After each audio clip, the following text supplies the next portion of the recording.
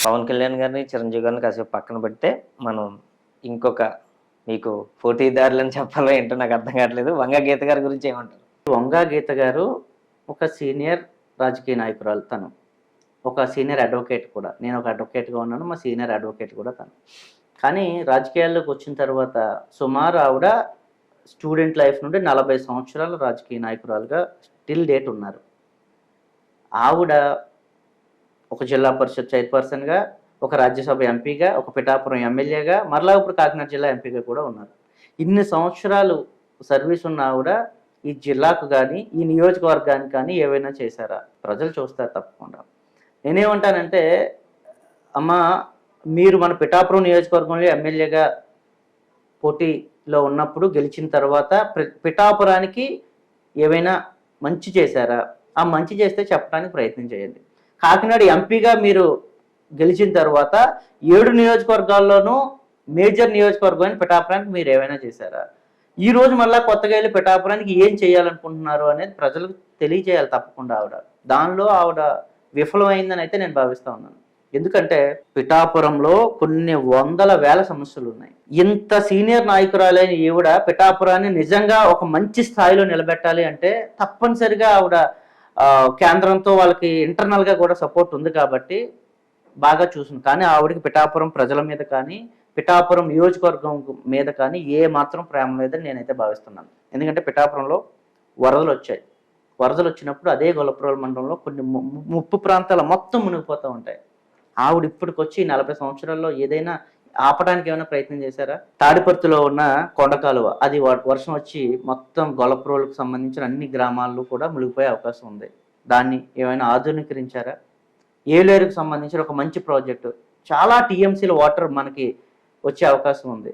ఆ ఏలేరు ప్రాజెక్ట్ కానీ కంప్లీట్ అయ్యి ఉంటే కొన్ని 10 మండలాలు మన అందరికీ వాటర్ ఫెసిలిటీస్ అన్నీ కూడా వచ్చే అవకాశం ఉంది. దాన్ని ఏమైనా మీరు సరైన రీతిలో పనిచేశారా?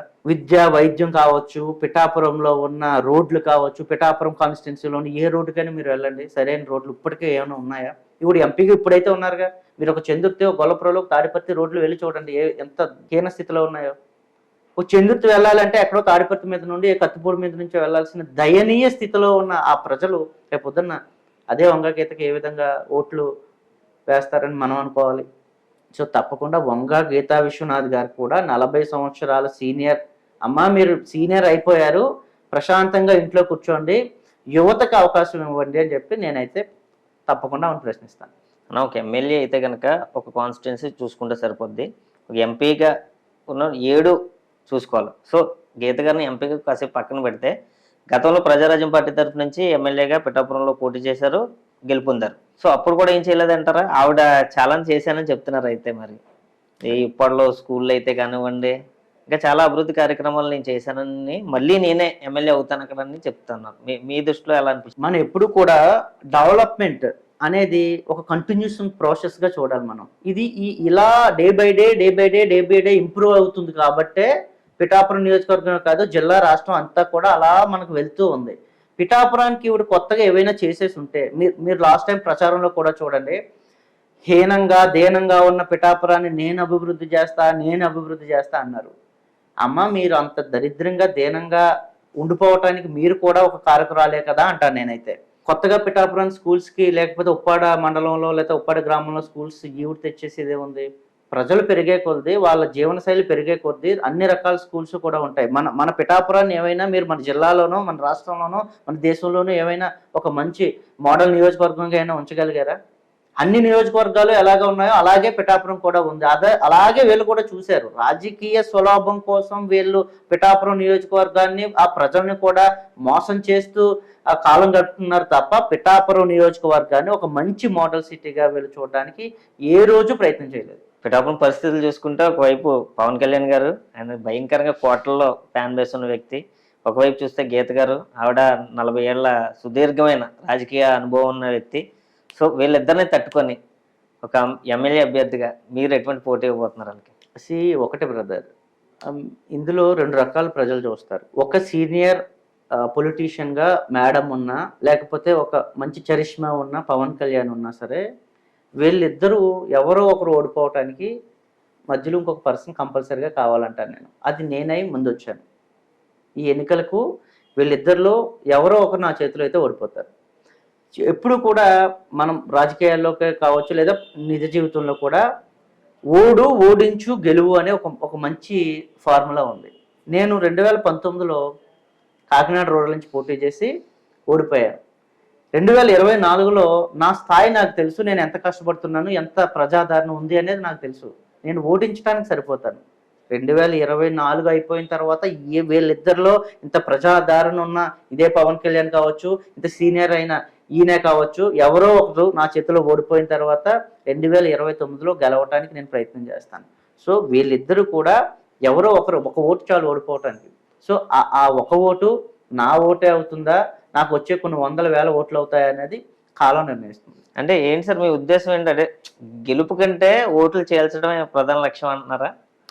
కాదు, మీరు పవన్ కళ్యాణ్ లాస్ట్ టైం ఒక స్టేట్మెంట్ ఇచ్చాడు, మీరు అబ్జర్వ్ చేసే ఉంటారు, నేను ఓట్లు చేయలేనివ్వను అని. చేయలేమన్నారా? ఆయన ఓట్లు చేయలేనివ్వను అంటే జనాలు అనుకున్నారు ఆయన ఏమైనా టీడీపీ జనసేన కలిసి పోటీ చేయలేదు కాబట్టి ఓట్లు చీలిపోయాయి, జగన్మోహన్ రెడ్డి గెలిచాడు అనుకున్నారు. నేనేమంటానంటే ప్రతి పార్టీ కూడా ప్రజాస్వామ్యంలోకి రావాలి. ఏ పార్టీ ప్రజల కోసం పనిచేసింది, ఆ ప్రజల కోసం పనిచేసిన టైంలో ప్రజలు ఎంతవరకు ఆదరించారు అనేది ప్రజలైతే చూస్తారు. 175 సీట్లు పోటీ చేసిన ఇదే పవన్ కళ్యాణ్ 2019లో 2024 వచ్చేటప్పటికి 21 సీట్లకు పరిమితం అయిపోయాడు. మా పార్టీ కూడా 175 సీట్లు రాష్ట్రంలో పోటీ చేస్తూ ఉంది. ఓట్లు చేయలేనివ్వను అంటే ఈయనేమంటాడు, నా ఉద్దేశంలో రేపు పొద్దున్న నాలాంటి వాడు ఎవడైనా పోటీ చేస్తే ఎన్డీఏ వీళ్ళకి సపోర్ట్గా ఉంది కాబట్టి ఏదో 4 కేసులు వేసి భయపెట్టో బెదిరించో ఓట్లు చేయలేనివ్వను, అసలు నేను ఎవరిని పోటీలో నిలబడనివ్వను అంటున్నాడు అనేది నా ఉద్దేశం. అదేవిధంగా హడావుడి రాజకీయాలు చేస్తూ హెలికాప్టర్లో తిరుగుతూ ఇంత పారాషూట్ రాజకీయాల్లాగా తయారయ్యి వారాహయాత్ర చేస్తూ ఇంత హడావుడి రాజకీయాలు చేస్తుంటే ప్రజలందరూ కూడా చిన్న చిన్న స్థాయిలో ఉన్న వాళ్ళు రేపొద్దుట మనం ఎక్కడ సరిపోతాంలే అని కూడా ప్రజలు లోపలికి రారు కాబట్టి రాజకీయాల్లోకి తద్వారా ఓట్లు చేయాలని చాలా క్లియర్గానే పవన్ కళ్యాణ్ చెప్పాడని నేను భావిస్తా ఉన్నాను. నేను ఓట్లు చేర్చడానికి అయితే రాలేదు, నేను పోటీలో ఉంటా. నా వల్ల ఎవరైనా ఓడిపోతే తప్పకుండా నేనేం చేయలేను దాన్ని. నాకు 100 ఓట్లు వస్తాయి, 1000 ఓట్లు వస్తాయి, 5000 ఓట్లు వస్తాయి అనేది ప్రజలు నిర్ణయిస్తారు. ప్రజలు తప్పకుండా ఆలోచించి ఒక మంచి వ్యక్తికి అయితే ఎన్నుకుంటారు.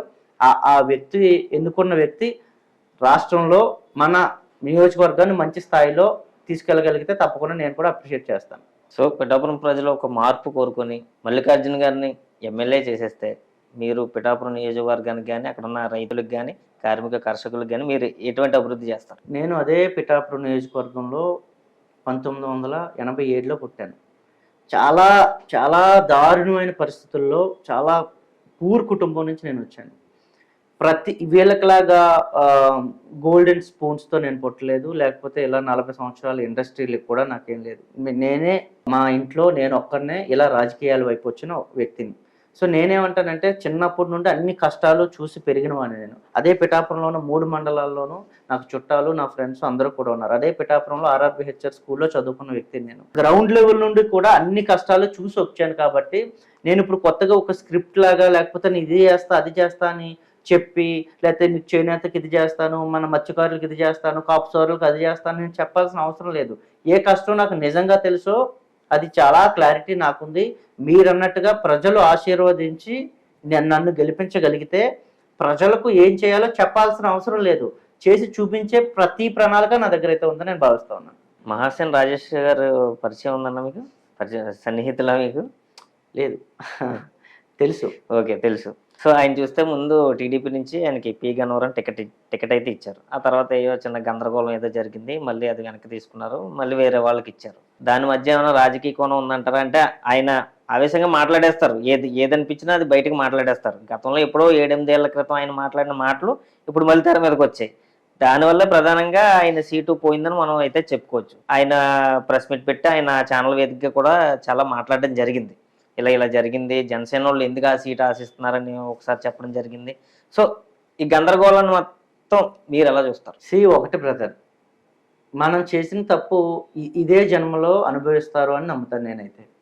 ఎందుకంటే ఇదే మహాసేన రాజేష్ మీద కొన్ని పదుల కేసులు ఈ వైఎస్ఆర్సీపీ పెట్టిన తర్వాత అందులో మేమందరం కూడా ఇన్వాల్వ్ అయ్యి ఆయన్ని బయటకు తీసుకురావడం జరిగింది. జై భీమరావు భారత్ పార్టీ జడా శ్రవణ్ కుమార్ గారు మనోడి మీద ఉన్న కేసులను హైకోర్టులో పోరాడి రౌడీ షీట్ను కూడా తీయించింది మేమే, మా పార్టీ అధ్యక్షులు జడా శ్రవణ్ కుమార్ గారే. ఎందుకు? ఓకే, ఒక మంచి వాయిస్ ఉన్న వ్యక్తి, జనాదరణ పొందుతూ ఉన్నాడు, ప్రజలకు, బడుగు బలహీన వర్గాలకు, ఎస్సీ ఎస్టీ మిత్రులందరికీ కూడా ఏమైనా సహాయపడతాడేమో అని ఒక మంచి ఉద్దేశంతో మేము ఆ రోజు హెల్ప్ చేసి రౌడీ షీట్ని కూడా తీయించింది మా పార్టీ. నేనేమంటానంటే, నీకున్న నీ వాయిస్, నీ సబ్జెక్టు, నీ చరిష్మా అంతా కూడా నీకంటే బాధితులుగా ఉన్న ప్రజలకు ఉపయోగపడాలి అనేది మన కాన్సెప్ట్ అయ్యి ఉండాలి ఎప్పుడు కూడా. 5-6 సంవత్సరాల క్రితం పెట్టిన అదే మహాసేన అనే ఒక సంస్థ ఈరోజు ఇంత మంచిగా ఎదుగుతుంది, ఇంత మంచి ప్రజలు ఆశీర్వదించారని మీరు అనుకుంటున్నారు. నేనేమంటానంటే, మరి ఇలా ఆశీర్వదించిన ఆయన ఏం చేయాలి? 2019లో పవన్ కళ్యాణ్ మన జగన్మోహన్ రెడ్డి దగ్గరికి వెళ్ళి కండువా కప్పుకొని ఆ పార్టీ కోసం ప్రచారం చేసి టీడీపీ ఓడిపోవడానికి నేను కూడా భాగస్వామిని అని ఆయనే చెప్పాడు. ఆయనకు అనుకున్న సీటు రాలేదు రాజకీయంగా, లేకపోతే ఆయనకు ఇస్తానన్న పదవి రాలేదు. వెంటనే ఆయన జనసేన వైపు చూడడానికి ప్రయత్నం చేశాడు. జనసేన నాకు చాలా ఇష్టం, జనసేన కోసం నేను కష్టపడి పనిచేస్తానన్నాడు. జాయిన్ అయిపోయినట్టే. జనసేన కోసం కొన్ని 100 వీడియోలు చేసి జనసేన నాయకులు లాంటి వాళ్ళు అందరూ ఎన్నుకోవాలని చెప్పడం జరిగింది. తర్వాత జనసేనకు వీళ్ళు తీసుకోలేదు. వెంటనే మళ్ళీ టీడీపీకి వెళ్ళాడు. టీడీపీలో ఒక స్థాయి ఇచ్చి చంద్రబాబు నాయుడు ఈయన ఎంత వాడుకోవాలో అంత వాడుకుని రోడ్డు మీద పడేసాడంట ఈరోజు. అసలు మహాసేన రాజేష్కి ఆయన ఏమంటారు, ఆయన ఇన్వాల్వ్మెంట్ లేకుండా పి గన్నవరం సీట్ ఇచ్చారు, చాలా థ్యాంక్స్ అండి చంద్రబాబు నాయుడు గారు, మాలాంటి వాళ్ళని కూడా మీరు గుర్తించినందుకు అన్నాడు మహాసేన రాజేష్. మరి అదే మహాసేన రాజేష్ ఇన్ని పరమ బూతులు తిట్టుకుంటా వెళ్తే మరి ఆ విషయాలు ముందు చంద్రబాబుకి తెలియదంటారా మీరు? ఎస్సీ ఎస్టీలను కావచ్చు, బీసీలను కావచ్చు, మైనార్టీలు కావచ్చు, ఈ బడుగు బలహీన వర్గాల ప్రజలందరినీ కూడా మోసం చేయటానికి చంద్రబాబు నాయుడు ముందుంటాడంట. నేను ఇన్ని బూతులు తిట్టాడు, లేకపోతే దేవుళ్ళను తిట్టాడు, అన్ని రకాల పార్టీలను తిట్టాడు అని చంద్రబాబు తెలియకుండానే పార్టీలోకి చేర్చుకున్నాడంటారా? మరలా తెలివితేటలుగానే బయటకు తీయలేదంటారా? సో నేనేమంటానంటే, మహాసేన రాజేష్ మోసం చేశాడు ప్రజల్ని, మోసం చేశాడు చంద్రబాబు నాయుడు రివర్స్లో. సో మనం ఏదైతే తప్పు చేసామో అదే మళ్ళీ మనకి ఇక్కడ తగిలిందంట. నేనైతే అంటే అప్పుడు చూసుకుంటే 7-8 వేల క్రితం కాబట్టి అది అప్పుడు రాజకీయంగా నాకు అంత మెచ్యూరిటీ లేదు. సరే, దాని గురించి నేను ఏవైతే అన్నానో ఎవరినైతే అన్నా వాళ్ళకి సారీ కూడా చెప్పారు ఆయన ఛానల్ వేదికగా కానివ్వండి, మీడియా పరంగా కానివ్వండి. ఒకటి బ్రదర్, వాళ్ళు ముందుగానే వేసుకున్న ఒక స్కెచ్ అది, జనసేనకి సీట్ ఇవ్వాలనో లేకపోతే పొత్తులో భాగంగా మరొకరికి ఇవ్వాలనో జరగడం జరిగింది.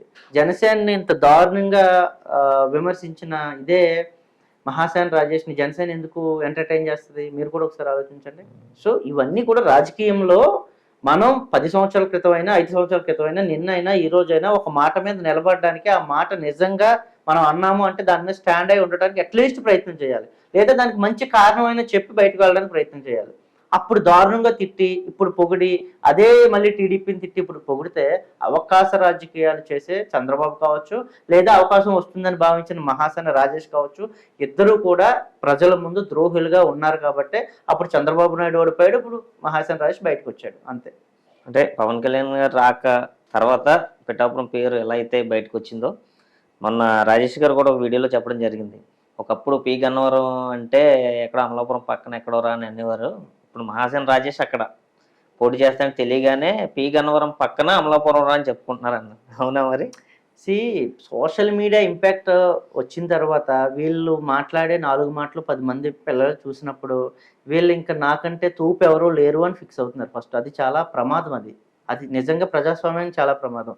ఇందాక మీరు అన్నట్టుగా పిఠాపురం నేను వస్తేనే పిఠాపురం చూస్తున్నారు అని పవన్ కళ్యాణ్ ఎలా ఊహించుకుంటున్నాడో, పి గన్నవరం అనేది అసలు ఒక నియోజకవర్గం లేనట్టు, మనోడు వెళ్తేనే అది పెద్ద నియోజకవర్గం అయిపోయినట్టు ఈయన భ్రమల్లో ఉన్నారు. చూడండి, ఇలాంటి భ్రమలో ఉన్న రాజకీయ నాయకులు ప్రజలు కూడా చూశారు కాబట్టి ఇద్దరిని పక్కన కూర్చోబెడతారు. మహాసేన నాయకుడిగా ఆయన జనాల్లోకి వెళ్ళారు, కొంతమందిని అయితే ఆయన ఉత్తేజపరిచారు, అదంతా ఓకే. కానీ ఒక రాజకీయ నాయకుడిగా, ఒక ఎమ్మెల్యేగా అసలు రాజకీయాలకి మహాసేన రాజేష్ పనికొస్తాడా? నా ఉద్దేశంలో మహాసేన రాజేష్ అనే కాదు, ఇలాంటి క్లారిటీ లేని నాయకులు ఎవరు కూడా రాజకీయాల్లోకి రాకూడదు. ప్రజలు వీళ్ళెవ్వరిని కూడా నమ్మకూడదని నేను కోరుకుంటా ఉన్నాను. ఎందుకంటే 5 సంవత్సరాల క్రితం రాజకీయాలు చేద్దామని వైఎస్ఆర్సీపీలోకి వచ్చి జనసేనను చూసి ఇప్పుడు మరలా టీడీపీకి వచ్చి టీడీపీ నుంచి బయటకు వెళ్ళిపోయి ఇండిపెండెంట్గా చేస్తానని 5 సంవత్సరాల కాలంలోనే 4-5 రకాల మాటలు మాట్లాడిన ఇలాంటి వాళ్ళు రేపు పొద్దున నిజ జీవితంలోకి, ప్రజా జీవితంలోకి బై గాడ్ గ్రేస్ వస్తే ఏమైపోతాం? ప్రజాస్వామ్యం సర్వనాశనం అయిపోద్ది. 5 సంవత్సరాలు కూడా ఓపిక పట్టకుండా వీళ్ళు ఒక పార్టీని లేకపోతే ఒక సంఘాన్ని నమ్ముకుని ఉండకుండా ఇంత దారుణంగా వీళ్ళు మాట్లాడుతున్నారు అంటే ఇది ప్రజాస్వామ్యానికి ఒక తీరని మచ్చగా అయితే నేను భావిస్తా ఉన్నాను.